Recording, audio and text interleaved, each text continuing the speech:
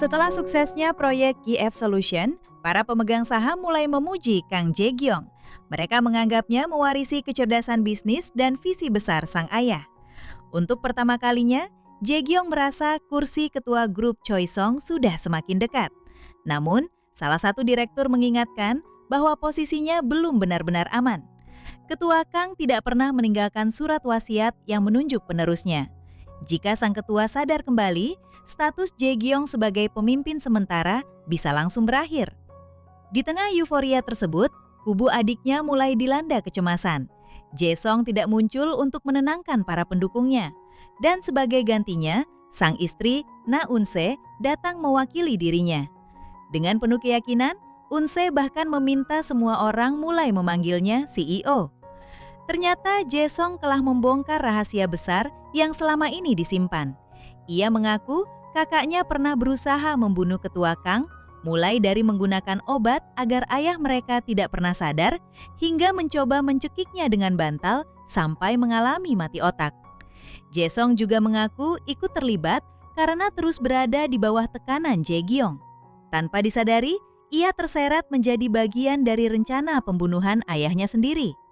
Un-se berusaha menenangkan suaminya dan memintanya tetap bungkam. Ia menegaskan bahwa keterlibatan Jae-song dalam kasus itu tidak boleh diketahui siapapun. Meski banyak pemegang saham meragukan kemampuannya, Un-se justru semakin ambisius. Diam-diam, ia berencana memperluas pengaruh grup TH di dalam Choesong Group hingga suatu hari bisa mengambil alih perusahaan tersebut. Sementara itu, Jun-hyun, Ji-an, dan manajer Park tiba di sebuah hotel untuk menjalankan misi rahasia. Namun sesampainya di sana, mereka baru sadar manajer Park hanya memesan satu kamar. Karena seluruh kamar sudah penuh, Ji-an memutuskan mereka bertiga harus menginap di kamar yang sama. Keputusan itu langsung ditolak Jun-hyun. Baginya, tidur satu kamar dengan manajer Park yang mendengkur keras adalah mimpi buruk. Tanpa ragu, ia mengeluarkan kartu hitamnya dan memesan presidential suite. Di hotel tersebut, mereka juga melihat Direktur Na ternyata sedang berada di lokasi yang sama. Jun-hyun lalu mengungkap tujuan sebenarnya kedatangan mereka. Mereka bukan datang untuk berlibur, melainkan untuk membidik proyek tambang litium yang selama setahun terakhir sedang dikerjakan oleh Direktur Na. Pulau Uliva dikenal memiliki cadangan biji litium berkualitas tinggi. Jun-hyun pun menyiapkan rencana besar. Ia berniat membeli tambang tersebut melalui perusahaan cangkang miliknya, lalu menggabungkannya dengan Choesong Group. Jika berhasil, perusahaan itu akan berubah menjadi salah satu pemegang saham utama Choesong. Ji-an kemudian bertanya bagaimana mereka bisa melakukan penambangan di negara lain. Jun-hyun menjelaskan bahwa Sang Jae sudah ditugaskan untuk mengakuisisi perusahaan tambang lokal. Kini, yang mereka butuhkan hanyalah dukungan dari gubernur setempat karena seluruh izin penambangan berada di tangannya. Di Korea, Sang Jae menghubungi Jun-hyun dan memberikan laporan terbaru. Jae-gyong semakin bertindak semaunya, bahkan sudah memerintahkan kantor ketua dibersihkan karena yakin akan segera menempatinya. Mendengar hal itu, Jun-hyun hanya tersenyum dan berkata bahwa semakin tinggi seseorang naik, semakin keras pula ia akan jatuh. Sementara itu, Jae-song memilih berpura-pura sakit untuk menghindari berbagai tanggung jawab. Melihat tingkah kedua anaknya, Jun-hyun hanya bisa mengeluh dalam hati. Di sisi lain, persaingan memperebutkan pengaruh di Choesong Group semakin sengit. Jae-gyong berusaha meraih dukungan karyawan dengan meningkatkan kesejahteraan mereka. Sementara Un-se juga mulai memperkuat posisinya di dalam peruhan. Jae-gyong sadar bahwa Un-se dan ayahnya sedang mengincar Choesong Group. Karena itu, ia bertekad tidak akan membiarkan siapapun merebut kerajaan bisnis yang dibangun oleh ayahnya. Namun Un-se bukan lawan yang mudah dihadapi. Ia siap berhadapan langsung dengan Jae-gyong dan sama sekali tidak gentar menghadapi iparnya tersebut. Malam harinya, Jun-hyun berniat menyelesaikan pekerjaannya. Sayangnya, rencananya gagal total karena ulah manajer Park yang mendengkur teras terus bergerak saat tidur Datutmo suasana kamar tidak nyaman. Tak tahan lagi, Junhyun akhirnya membawa bantal dan selimutnya ke sofa. Saat berada di ruang tengah, ia melihat Ji-an masih terjaga sambil memasak mie instan. Awalnya Junhyun langsung mengomel soal kebiasaan makan larut malam yang tidak sehat. Namun begitu mengetahui kimchi yang dibawa Ji-an dibuat langsung oleh ibunya, sikapnya langsung berubah. Dalam waktu singkat, ia menghabiskan sungangkuk mie dan hampir setengah toples kimchi. Bahkan setelah kenyang, Junhyun masih ingin membawa pulang seluruh persediaan kimchi tersebut. Sementara itu di Korea, sang ibu mulai merasa ada sesuatu yang tidak beres. Belakangan ini, anak-anak di rumah mendadak menjadi jauh lebih penurut dan tidak lagi membuat masalah. Awalnya Ibu Ji-an mengira perubahan itu berkat didikan Ji-an. Namun setelah mencari tahu, ternyata semua itu ulah Junhyun yang menakut-nakuti mereka dengan cerita bahwa arwah ketua Kang selalu mengawasi setiap tindakan mereka. Karena takut, anak-anak pun berubah menjadi lebih patuh. Tak lama kemudian, Jae-gyong pulang dan bersikap sangat ramah kepada ibu tirinya. Ia bahkan mengizinkannya menjenguk ketua Kang di rumah sakit. Namun keramahan itu ternyata memiliki tujuan lain. Setelah berbasa-basi, Jae-gyong mulai meminta dukungan untuk rapat pemilihan ketua grup yang akan segera digelar. Tanpa disadari, suaminya mendengar seluruh percakapan tersebut. Belakangan ini ia mulai takut pada istrinya sendiri. Saat hanya berdua, ia memberanikan diri menanyakan rumor bahwa Jae-gyong pernah mencoba membunuh ketua Kang dengan bantal. Bukannya menyangka, Jae-gyong justru berdalih semua yang dilakukannya demi masa depan keluarga mereka agar hidup tanpa kekurangan. Di tengah percakapan itu, suara mencurigakan terdengar dari luar rumah. Sang suami segera memeriksanya, tetapi tidak menemukan siapapun. Mereka tidak tahu bahwa Ibu Ji-an diam-diam berada di luar dan telah mendengar seluruh rahasia mengerikan tersebut. Sementara itu, Un-se berpura-pura menjadi korban di depan suaminya. Ia mengeluh terus ditekan oleh Jae-gyong di Choisong Group.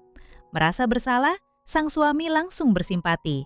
Memanfaatkan situasi itu, Un-se membujuknya menjual beberapa aset perusahaan keluarga dan usul tersebut langsung disetujui. Mereka menganggap Jae-gyong sebagai satu-satunya ancaman, sementara Ji-an dianggap tidak berbahaya. Padahal kenyataannya justru sebaliknya. Keesokan harinya, Junhyun, Ji-an, dan manajer Park berangkat meninjau tambang litium dengan menyamar sebagai wisatawan. Sambil berkeliling, mereka diam-diam mengumpulkan informasi dari kawasan tambang tersebut. Saat itu, Junhyun melihat sekretaris Choi bergerak tergesa-gesa dan segera menyuruh manajer Park membuntutinya. Penyelidikan itu membawa mereka pada fakta bahwa sekretaris Choi menjemput Direktur Na dan mengantarnya ke kediaman gubernur. Dari sana mereka mengetahui hubungan keduanya sangat dekat. Bahkan Direktur Na terang-terangan menjanjikan dana 300 miliar won agar hak penambangan tetap jatuh ke tangannya. Di saat yang sama, Junhyun dan Ji-an mengikuti rombongan Direktur Na hingga ke hotel. Agar tidak dicurigai, mereka berpura-pura menjadi pasangan kekasih dan berhasil menguping banyak informasi penting. Setelah mengetahui nomor kamar target, mereka menjalankan rencana berikutnya. Junhyun menyamar sebagai staf hotel dan memberi tip besar kepada pelayan. Saat perhatian semua orang teralihkan, Ji-an diam-diam menukar botol anggur, sementara Junhyun menukar kartu akses kamar. Semua berjalan sesuai rencana. Di Korea, Ibu Ji-an datang lebih awal ke rumah sakit dan memergoki suami Jae-gyong sedang menyuntikkan obat tidur ke tubuh ketua Kang. Dengan bukti yang tak terbantahkan, pria itu akhirnya mengaku dan membongkar seluruh upaya pembunuhan yang dilakukan istrinya. Mendengar pengakuan itu, Ibu Ji-an sangat terpukul karena tidak menyangka anak tirinya bisa melakukan hal sekejam itu. Meski syok, ia segera menyusun rencana.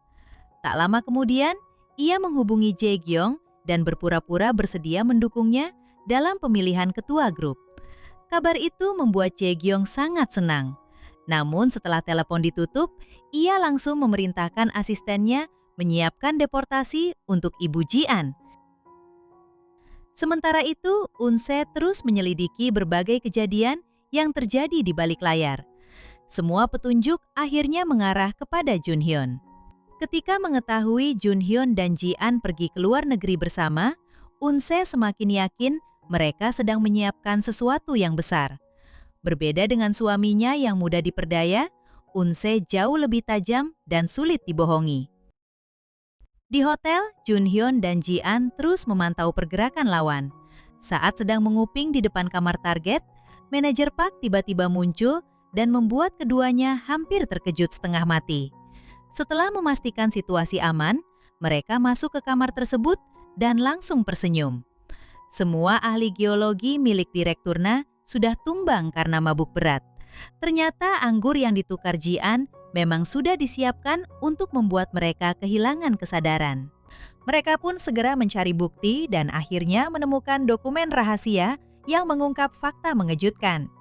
Dokumen itu menunjukkan kandungan litium di Pulau Uliva mencapai 4,5%, lebih dari 2 kali lipat data resmi yang selama ini dilaporkan Direkturna.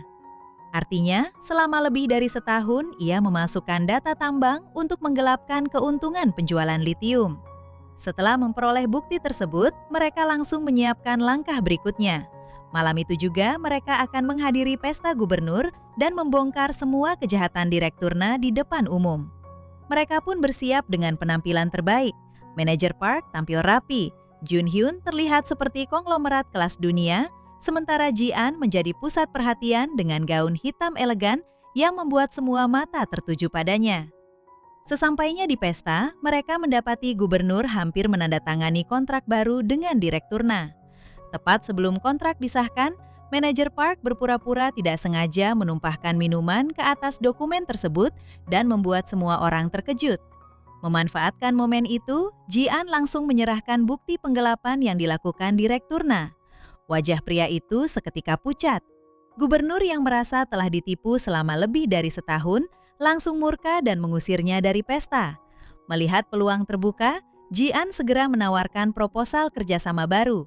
Ia menjanjikan keuntungan lebih besar bagi pemerintah daerah serta lapangan pekerjaan untuk warga setempat. Meski begitu, gubernur masih ragu karena telah berkali-kali dikhianati perusahaan Korea Selatan. Saat mereka hampir diusir, Ji-an mengambil langkah berani dengan menawarkan kepemilikan perusahaan tambang lokal kepada gubernur sebagai bukti keseriusan. Tawaran itu akhirnya membuat sang gubernur bersedia melanjutkan negosiasi. Di Korea Selatan, Jae-gyong mengadakan jamuan makan malam bagi para eksekutif inti perusahaan. Ia menjanjikan promosi, kenaikan jabatan, dan berbagai keuntungan bagi siapa saja yang mendukungnya. Strategi itu perlahan berhasil menarik banyak orang ke kubunya. Namun di tengah suasana tersebut, Unse datang menemuinya secara pribadi. Tanpa basa-basi, ia mengaku mengetahui seluruh kejahatan yang pernah dilakukan Jae-gyong. Jae-gyong hanya tersenyum karena ia juga tahu Unse menikahi Jae-song demi uang dan kekuasaan. Namun Unse tidak gentar. Ia mengancam akan membongkar percobaan pembunuhan ketua Kang jika Jae-gyong tidak menyerahkan perusahaan kimianya dan memberikan keuntungan kepada grup TH. Untuk pertama kalinya, Jae-gyong benar-benar terdesak. Keesokan harinya, kabar baik datang dari luar negeri. Negosiasi Junhyun dan Gubernur Pulau Uliva berakhir sukses besar dan kontrak hak penambangan akhirnya resmi ditandatangani. Ji-an yang bangga langsung mengklaim dirinya sebagai orang paling berjasa dalam keberhasilan proyek itu. Junhyun tidak membantah, ia justru memandang putrinya dengan bangga karena gadis yang dulu sering diremehkan, kini telah tumbuh menjadi sosok yang layak memimpin. Di tempat lain, Direkturna masih dipenuhi amarah karena kehilangan proyek bernilai fantastis tersebut. Setelah memeriksa rekaman CCTV Hotel, ia akhirnya mengetahui bahwa Junhyun, Ji-an, dan Baek adalah dalang di balik kegagalannya. Dengan murka, Direkturna membawa anak buahnya menuju Presidential Suite untuk membalas dendam. Namun saat tiba di sana, kamar itu sudah kosong. Yang tersisa hanya sebuah amplop berisi obat sakit perut, sebuah sindiran halus dari Junhyun. Sementara itu, Junhyun dan rombongannya sudah berada di pesawat menuju Korea Selatan. Dalam perjalanan, Junhyun diam-diam menyelimuti Ji-an yang tertidur sambil mengenang masa-masa indah bersama putri bungsunya.